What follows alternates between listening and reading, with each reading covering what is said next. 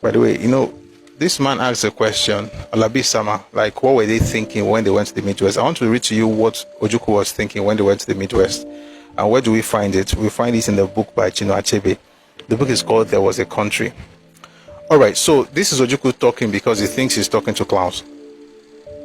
Why do people talk like the people listening to them are stupid? Anyway, let me read what he says, or what he said. Our motive was not territorial ambition or the desire of conquest. We went into the Midwest, later declared the Republic of Benin, purely in an effort to seize the serpent by the head. Every other activity in that republic was subordinated to that single aim. We were going to Lagos to seize the villain Gowon, and we took necessary military precautions. This is rubbish. This doesn't even make sense. It's not about going to take Gowon. You know why? Because if it was about going to take Gowon, why did you stay in the Midwest? Why did you liberate the Midwest? I don't even know the definition of liberation concept, but why did you declare it to be an independent territory? Why did you appoint the administrator of that space that you're not planning to conquer, or you don't have territorial ambition? Why did you move people from the east to work in the Midwest in the midst of all of this if you had no territorial ambition? And this is why I say I don't mind reading books from the South. I'm even expecting like 3 this weekend. I don't mind reading books from the South, but I think for the most part they don't rate the readers, and it's an insult to me. Like, I'm reading your book and I feel like you think I'm stupid. Like, just like, okay, what exactly do you think you're doing here? You are saying here, by the way, this is written by a very respected person, Ochino Achebe. You're saying you're not trying to conquer anywhere. It's not territorial ambition, but they enter places in this book. There were serious issues between Ojukwu and Banjo as to who should be named governor. Banjo was supposed to, I'm trying to establish something. The idea that, say, the guy is trying to, they don't have any plan to do anything in the Midwest. They're just going to Lagos. So you judge it for yourself if they were just going to Lagos, or if they actually had plans for that space. There were serious issues between Ojukwu and Banjo as to who should be named governor. Banjo was supposed to choose the governor of Midwest, but Ojukwu rejected that idea completely. Ojukwu had been advised by his senior Igbo officers to take power out of Banjo's hands. After all, the soldiers and ammunition were from Biafra. On realizing the dangerous situation, Banjo kept his cool and advised Ojukwu that they should pick the governor amongst the non-Igbo Midwesterners, and not Colonel Nwawo, an Igbo officer that Ojukwu had in mind. Who is Colonel Nwawo? Is the one that both Oyilawa and Godwin Labi-Sama have described as essentially a traitor who worked for Biafra, although he was in the Midwest. He's Igbo, by the way, and it was Ojukwu's original choice. So Banjo says don't choose him. Instead, he suggested it should be either Lieutenant Colonel David Ejo or Samuel Ogbemudia, or even Colonel Chimnell, who were non-Igbo Midwesterners. However, Ojukwu demurred, as he preferred an Igbo officer to be the governor. However, Ojukwu later changed his mind and proceeded to declare Albert Okonkwo, an Igbo Midwesterner, as the governor of Midwest, or Republic of Benin, as Ojukwu preferred to name it. Ojukwu did not recognize Banjo as a partner anymore. The success of Banjo was seen by him as his wisdom, and that he had just used Banjo to achieve his aims. That's what happens to you if you're just fighting the battle. Okonkwo's name as governor was announced on 17th August 1967. Ojukwu was quick to declare the Midwest Republic of Benin, and so on the face of it, it should be taken that the entire Midwest would not be part of Biafra, as that was the original plan between him and Banjo. But this was just a decoy from Ojukwu, as he had it in mind to merge the Midwest with Biafra at a later date.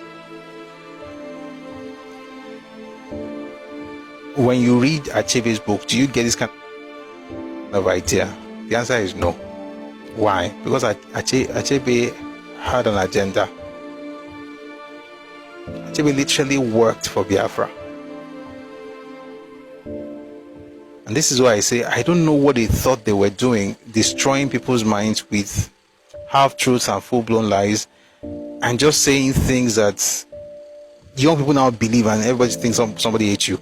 You were literally going into people's territories and naming their kings or naming their governors and ensuring that the person who became governor was from your own ethnic group in that region.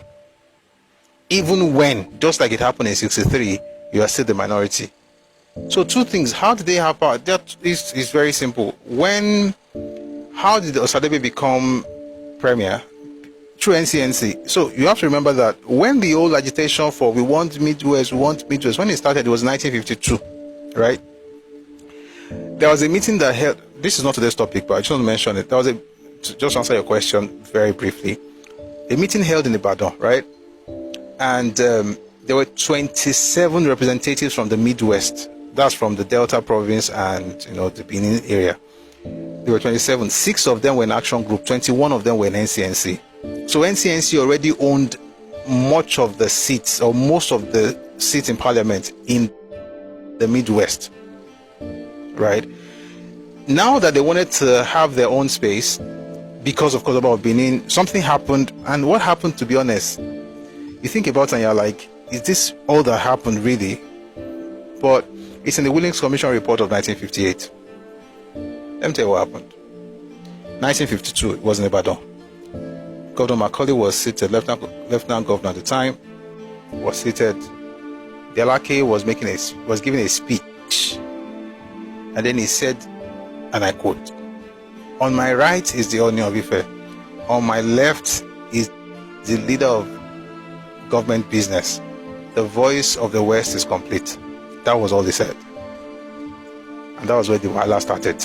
That's why I said majority of what you see coming from that side is mostly on inferiority complex. Anyway, people like Osage, a lot of them started writing all kinds of things.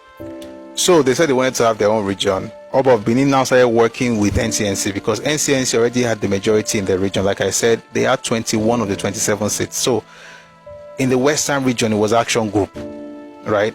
But in those provinces, what we had was the vast majority of those people were NCNC. But even then, Action Group was still doing what they're supposed to do in those areas. But you see, they didn't know what they had. So everybody was fighting for something. And in the beginning, Action Group was alerting the minorities to the possible dominance of Benin. But before everything was, concluded, they changed their mind and said, listen, Benin is not even who you should be afraid of right now. Because Benin was the big one. Of course, they were added Sako and Ishan to become very big. So there were over 600,000 people at the time, compared to the Igbos, who were less than half of that number. And so they were like, watch out for these guys. So later on, they were like, you guys should actually watch out for the minority Igbos, because we're going to use the NCNC platform to actually get what they wanted. So to answer your question, the way they got it in 63 was to use NCNC. The way they got it in 67 was to use the guns, the barrel of guns. So if the military administrator or the military head of Biafra says to you, it is about Okonkwo, who are you to say no? They might just get you out of the way. So that's how Okonkwo became. For a Ojukwu who had no plan, no territorial ambition, no plan to occupy anywhere, no plan to conquer any place, to now be the one appointing somebody to become the governor and to ensure that that person was from his ethnic group, it tells you that, now lie, these people, they lie. With all due respect to the dead, but the dead lied. Where were we?